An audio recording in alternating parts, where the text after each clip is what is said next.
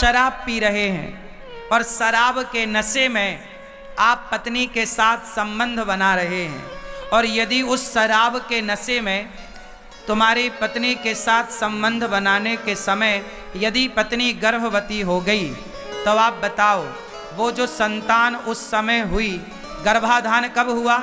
शराब के नशे में पुरुष आया और गर्भाधान हुआ। तो अब बताओ कि वो जो संतान तुम्हारे पेट में है वो कैसी होगी? शराब के नशे में जब वो संतान का बीज बोया गया, तो अब आप सोच सकते हैं कि वो संतान कितनी संस्कारी होगी। इसलिए शराब पीकर गर्भाधान ना हो, यज्ञ का प्रसाद खाकर गर्भाधान हो, पवित्र विचारों के साथ गर्भाधान हो, तब श्रेष्ठ संतान होगी। क्योंकि आपके द्वारा अब आने वाली संतान तैयार होगी। तो आप माँ बाप जिस विचारधारा के होंगे उसी विचारधारा की तो संतान होगी। जितनी शुद्धि पवित्रता आपके विचारों की होगी उतनी पवित्र विचारधारा वाला तो बेटा होगा। अब शराब के नशे में तुमने गर्भाधान किया तो तुम्हारी संतान कभी राम नहीं हो सकती, होगी तो रावण ही होगी। तुम्हारी संतान नालायक हो जाएगी। इसलिए आजकल की औलाद ऐसी है जो अपने माँ बाप को 2 रोटी तक नहीं दे रही है। कहाँ दे रही है रोटी? कहाँ कर रही है सम्मान अपने माँ बाप का? अब तुम ऐसी उल्टा सीधे काम करोगे तो नालायक तो बेटा होगा। इसलिए कहते हैं सदाचारी बनो, पवित्र विचार वाले बनो। स्त्री का भी पवित्र होना आवश्यक है, पुरुष का भी पवित्र होना आवश्यक है। और जब यज्ञ करोगे तो आचार्य मंत्र बोलते हैं अपवित्रः पवित्रो वा सर्वावस्थांगतोऽपि वा। आप अंदर से भी पवित्र हो, बाहर से भी पवित्र हो, विचारों से भी पवित्र हो और बुद्धि भी पवित्र हो, तब जाकर के जब पति पत्नी पवित्र होते हैं विचारों से। अब सोचो कि आप स्त्री हो, आपका विवाह हुआ, पर आपका मन दूसरे पुरुष के साथ लगा है और दूसरे पुरुष का आप चिंतन कर रहे हैं और दूसरे स्त्री का चिंतन कर रहे हैं। उस समय आप गर्भवती हो गई तो क्या होगा? अरे भाई, माँ बाप के विचारों का प्रभाव बच्चों में पड़ता है। कई बीमारियां ऐसी हैं जो माँ बाप को होती हैं तो बच्चों को होती हैं। यदि बीमारी माँ बाप से बच्चों तक जा सकती है तो फिर विचार बच्चों तक क्यों नहीं जाएंगे? आपके संस्कार बच्चों तक क्यों नहीं जाएंगे? जाएंगे। आप लोग ये बात समझते नहीं हैं। आजकल शादी का मतलब केवल भोग विलास है, इससे ज्यादा कुछ नहीं है। विवाह करके लड़के लड़कियां क्या क्या उल्टे सीधे काम आप करते हैं, इसलिए संतान आपकी बिगड़ती है। श्रेष्ठ संतान चाहिए, विवेकानंद जैसा, महाराणा प्रताप जैसा और झांसी की रानी जैसी बेटी चाहिए, तो आपको सदाचारी बनना पड़ेगा। क्योंकि सदाचारी माँ बाप की संतान ही विवेकानंद हो सकती है, सदाचारी माँ बाप की संतान ही झांसी की रानी हो सकती है, सदाचारी माँ बाप की संतान ही पृथ्वीराज और शिवाजी हो सकते हैं। दुराचारी माँ बाप की संतान से सदाचारी संतान ना होगी। दुराचारी माँ बाप से सदाचारी संतान की कामना करना भी सही नहीं।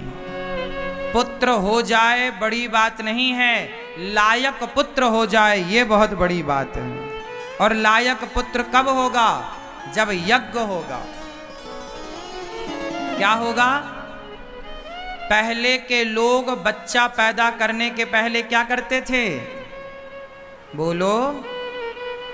बच्चा पैदा करने के पहले क्या करते थे? यज्ञ करते थे। पहले के लोग, दशरथ जी ने यज्ञ किया।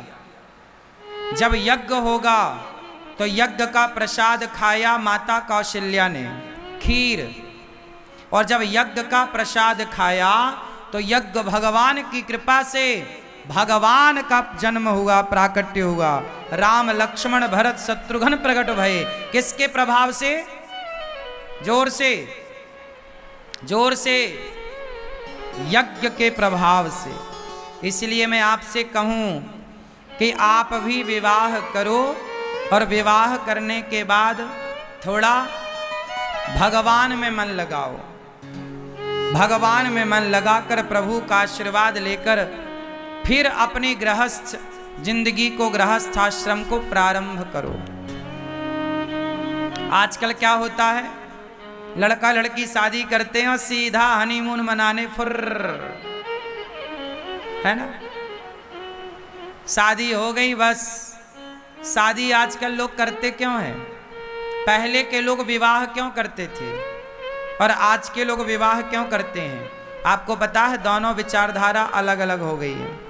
पहले के लोग विवाह करते थे कि हमारी श्रेष्ठ संतान होगी, अच्छी संतान हो। पहले के लोग विवाह करते थे, इसलिए चलो आपसे मैं एक छोटा सवाल पूछ ही लूं, आप में से कितने लोगों ने विवाह किया है? जिनका हो गया वो हाथ उठाएं। क्यों? ओ पंचायती भैया, ब्याह हो गया आप लोगों का? ब्याह क्यों किया आप लोगों ने? हाँ, पता नहीं है, बस हो गया। विवाह क्यों किया जाता है? विवाह का उद्देश्य क्या है? तो सुनो, हमारा जो भारत है, हमारी जो सनातन संस्कृति है, हमारे हिंदू संस्कृति में, हमारी सनातन संस्कृति में विवाह इसलिए किया जाता है क्योंकि बिना विवाह के आप लोग यज्ञ करने के अधिकारी नहीं होते। विवाह के बाद ही आपको शास्त्र यज्ञ करने का अधिकार देते हैं। बिना विवाह के आप यज्ञ में नहीं बैठ सकते, आहुतियां नहीं डाल सकते, या विवाह के बाद ही आप यज्ञ के यजमान बन सकते हैं, यज्ञ के अधिकारी बनते हैं। तो हमारा विवाह इसलिए होता है कि हम यज्ञ करके, पत्नी के साथ यज्ञ करके और ईश्वर की आराधना कर सकें, यज्ञ के द्वारा ईश्वर को प्रसन्न कर सकें। तो यज्ञ में पत्नी सहयोग करे, ईश्वर की प्राप्ति हो, उस ईश्वर की आराधना में हमारी पत्नी और हमारा पति हमारा सहयोग करें, इसलिए हम विवाह करते हैं। क्योंकि भगवान राम ने जब यज्ञ किया, तो राम ने जब यज्ञ किया तो वशिष्ठ जी ने कहा कि आप यज्ञ नहीं कर सकते। क्यों? क्योंकि आपकी पत्नी आपके साथ नहीं है। जाओ पत्नी को लेकर आओ। तब पत्नी को तो ला नहीं सकते थे, उस समय माता सीता वनवास में थी। तब सोने की सीता बना के राम जी को बिठाना पड़ा। किसकी सीता बनाना पड़ा? जोर से।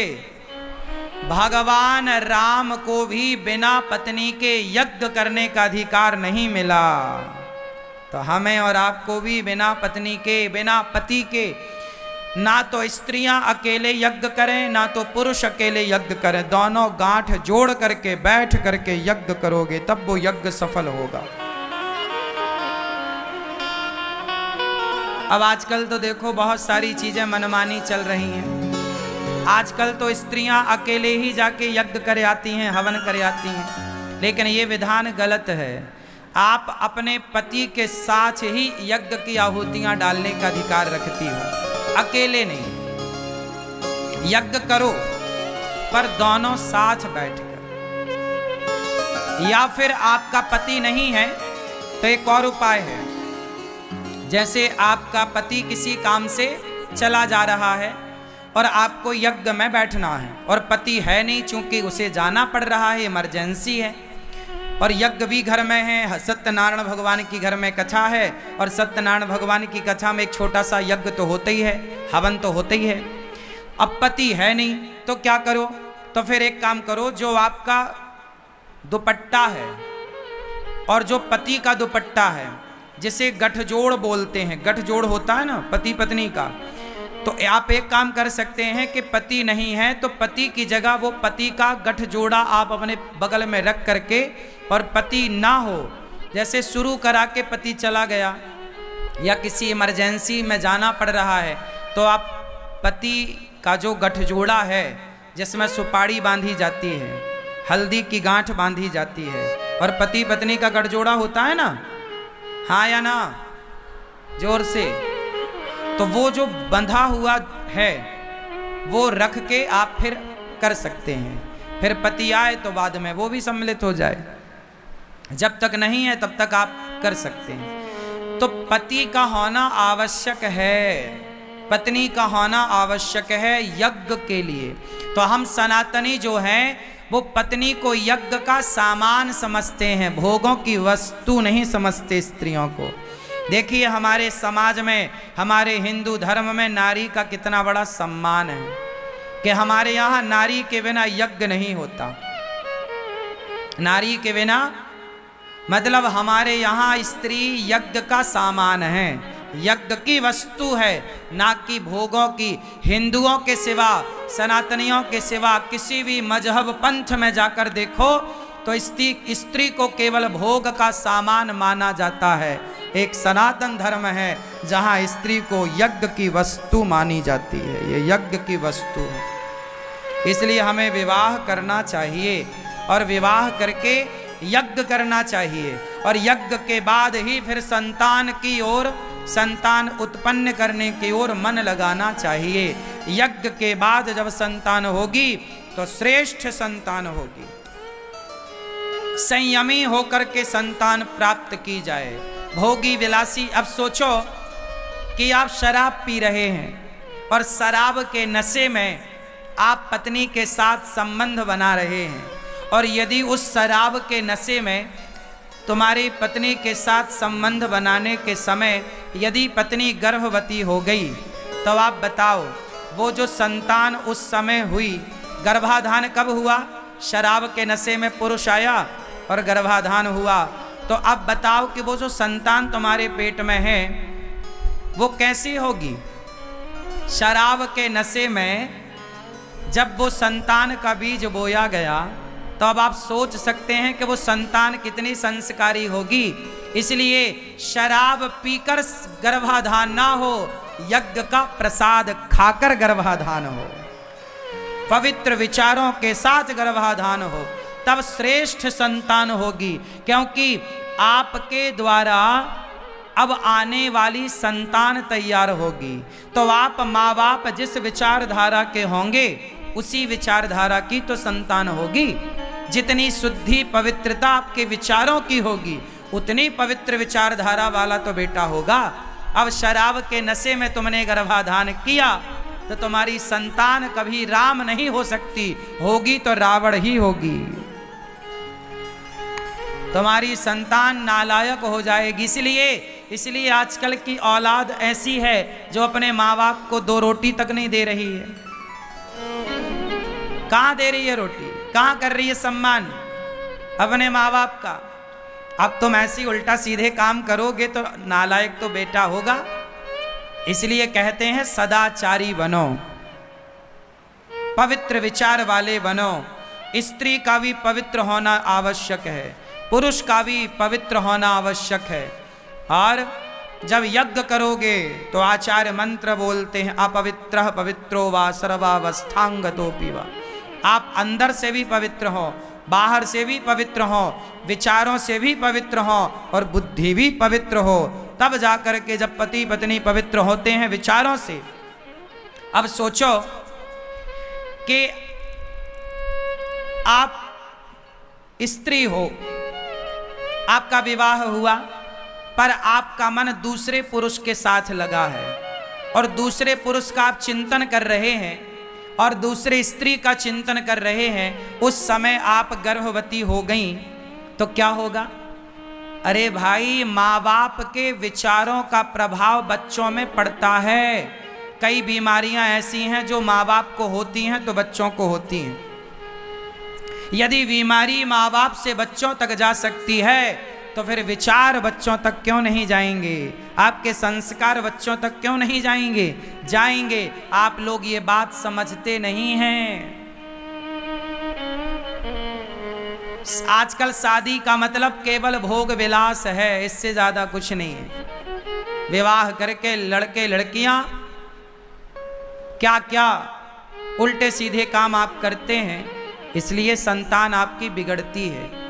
श्रेष्ठ संतान चाहिए, विवेकानंद जैसा, महाराणा प्रताप जैसा और झांसी की रानी जैसी बेटी चाहिए, तो आपको सदाचारी बनना पड़ेगा, क्योंकि सदाचारी माँ बाप की संतान ही विवेकानंद हो सकती है, सदाचारी माँ बाप की संतान ही झांसी की रानी हो सकती है, सदाचारी माँ बाप की संतान ही पृथ्वीराज और शिवाजी हो सकते हैं। दुराचारी माँ बाप की संतान से सदाचारी संतान ना होगी।